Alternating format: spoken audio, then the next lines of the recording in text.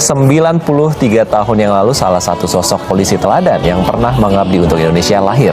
14 Oktober 1921, Hugeng Iman Santoso lahir di Pekalongan, Jawa Tengah.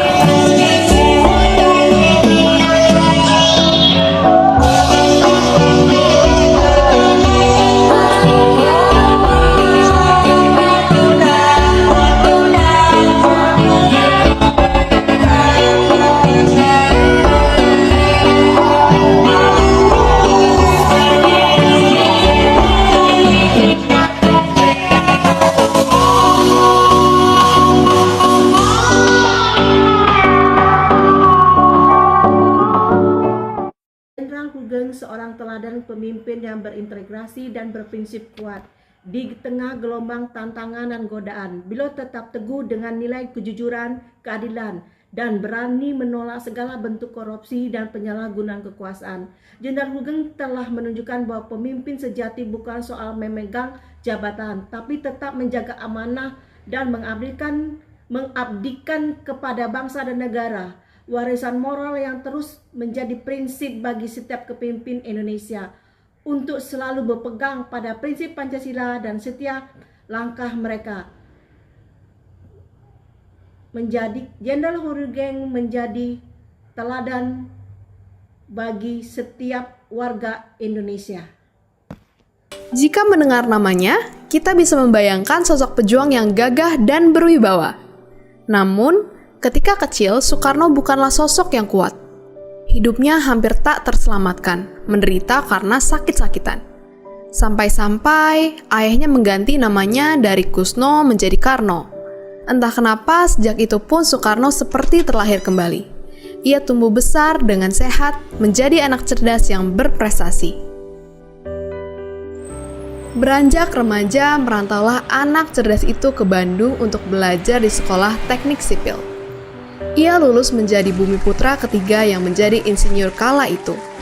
Tapi sang insinyur justru lebih jatuh cinta pada seni dan keindahan.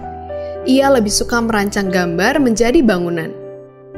Kecintaannya pada keindahan juga ia temukan pada sosok perempuan yang menjadi ibu kosnya. Inggit Garnasih namanya. Mereka menikah lalu berdampingan merintis perjalanan awal Soekarno sebagai pejuang revolusi. Tahun-tahun berikutnya diisi Soekarno dengan perjuangan. Sebagai murid Cokro Aminoto, Soekarno akrab dengan dunia aktivis dan dunia tulis-menulis di surat kabar. Kemahirannya dalam menguasai 11 bahasa membuatnya menjadi juru debat yang handal, yang tak canggung berbicara kepada dunia. Ia lalu mendirikan partai menggalang kekuatan rakyat hingga ditangkap karena dianggap memberontak dan dijebloskan ke penjara berkali-kali. Dibuang ke antah berantah sampai membuatnya frustasi. Pada satu titik, ia hampir putus asa. Api itu perlahan meredup.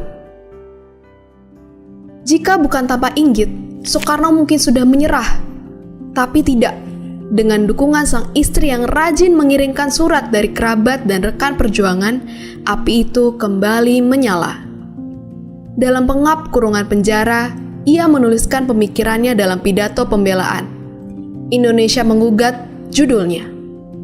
Pidato yang mampu menggerakkan jiwa dan raga rakyat Indonesia, membakar api revolusi yang lebih kuat dari 1000 bedil milik serdadu bersenjata lengkap.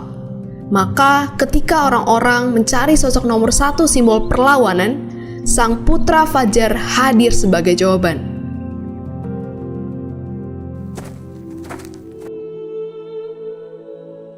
Berbicara tentang Soekarno tidak akan ada habisnya. Dialah proklamator yang dipuja, meski sosoknya juga tak jarang dihujat. Seiring dengan kekuasaan yang bertambah, ia memimpikan dirinya sebagai pemimpin besar yang bercita-cita memerintah seumur hidupnya. Kemauan kerasnya itu memaksa ia harus mengambil jalan yang berbeda, meninggalkan kawan, sahabat, bahkan kekasih yang ia cintai. Pada akhirnya, impian itu tidak pernah terjadi. Pemimpin besar itu justru pergi dalam sunyi. Ia meninggalkan jejak sebagai simbol perlawanan, pahlawan kemerdekaan.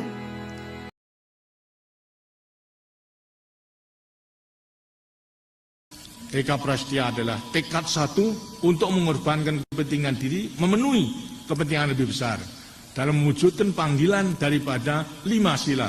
Kalau itu bisa dilaksanakan, demokrasi yang ingin kita tegakkan, musyawarah mufakat, pasti akan bisa laksanakan. Karena mufakat didukung oleh pengorbanan daripada mereka yang lebih kecil. Assalamualaikum warahmatullahi wabarakatuh. Salam sejahtera buat kita semua. Perkenalkan, saya salah satu peserta pelatihan kepemimpinan dan pengawasan akan menyampaikan apa yang menjadi teladan dari Bapak Nasional kita, yaitu Bapak Haji Muhammad Soeharto.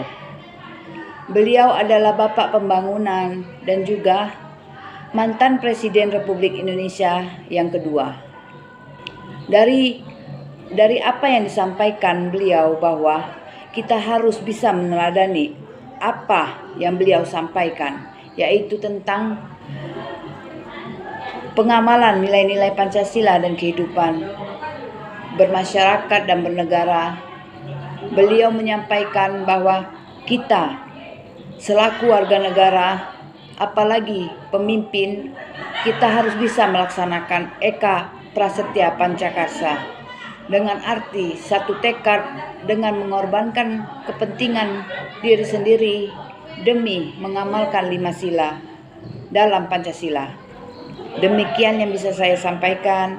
Semoga dengan apa yang disampaikan oleh tokoh nasional kita bisa bermanfaat demi keutuhan negara Kesatuan Republik Indonesia. Assalamualaikum warahmatullahi wabarakatuh.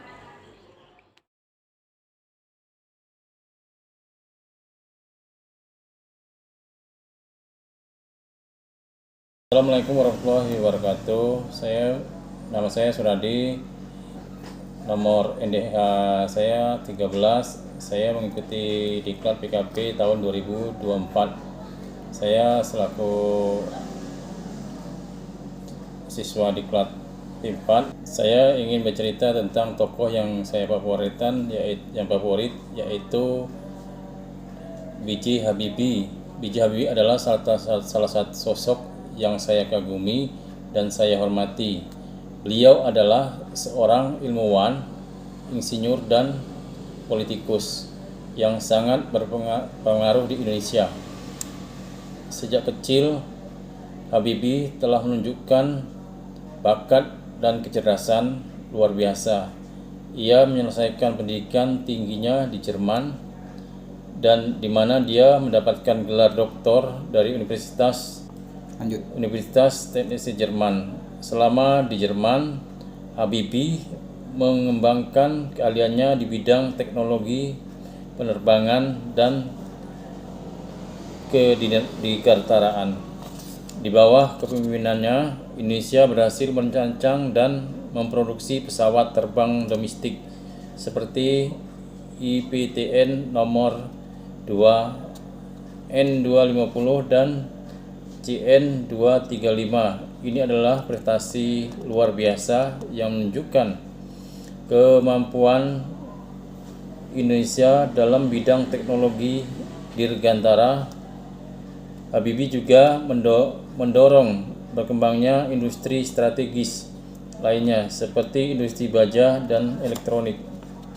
Selain sebagai ilmuwan dan insinyur, Habibie juga dikenal sebagai seorang pemimpin yang visioner dan peduli terhadap rakyat. Ketika menjabat sebagai presiden, beliau melakukan berbagai reformasi dan membuka jalan bagi demokratisasi di Indonesia. Habibie selalu mengedepankan kepentingan berbangsa dan bernegara di atas segala-galanya. Saya sangat mengagumi kecerdasan dan dedikasi dan patriotisme Bapak B.J. Habibie. Beliau adalah contoh seorang ilmuwan dan pemimpin yang berhasil mengajukan Indonesia dengan kemampuan dan visinya. Jasa Habibie akan selalu dikenang dan menjadi inspirasi bagi generasi penerus bangsa. Sekian, Assalamualaikum warahmatullahi wabarakatuh.